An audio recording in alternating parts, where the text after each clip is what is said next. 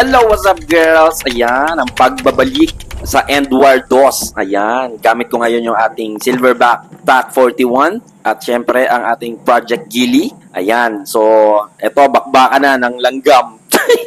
Sobrang dami langgam dito, guys. Grabe. Ilang beses akong talaga nagubad dyan kasi talagang pinagkaagat yung mukha ko din So yung scenario is terrorist versus government versus Emery. So, ayun. So, tatlong team yan. Tapos, kami yung government na pwedeng 360, pwedeng defendo, kahit ano pwedeng gawin kasi nga kami yung government.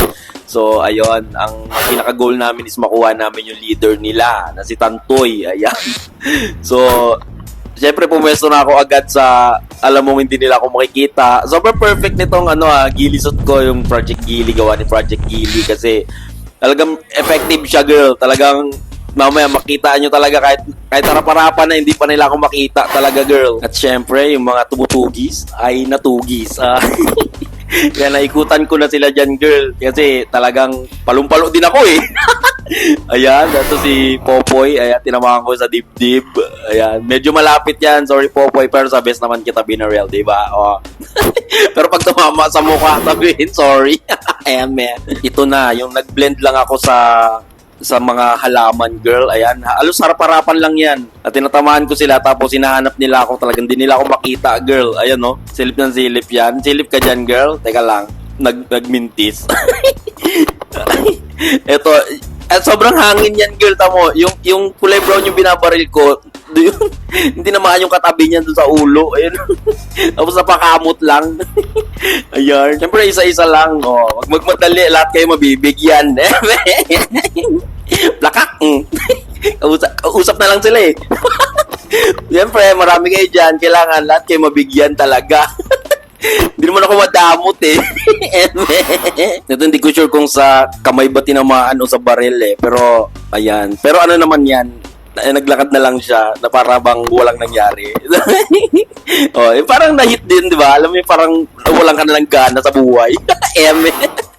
Tapos ito, naman ko yan sa siko niya Pakak. Pahinga ka muna ulit, girl.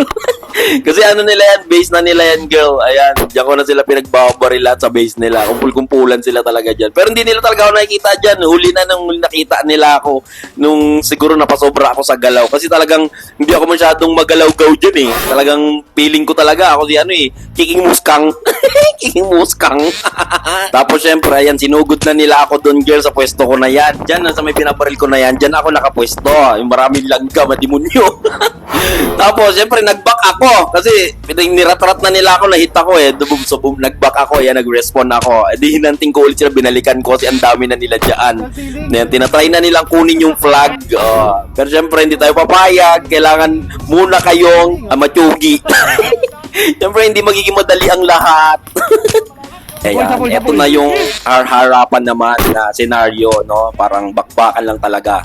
Yan yung nagkagulo na Yung mainit na yung ulo ng lahat Talagang may gusto na daw magsuntukan ng mga demonyo Yung ang init ng panahon, sinabayan talaga nila Gusto nila magboxing Pero masaya naman, ayan. Though, napahinto kasi yung game kasi nga, basta, ang gulo-gulo na rin ang nung nangyari. Pero, thank you for watching, girls. I love you all. Nag-enjoy ako dito. Shoutout sa lahat ng pumunta at syempre sa mga bumili ng kape.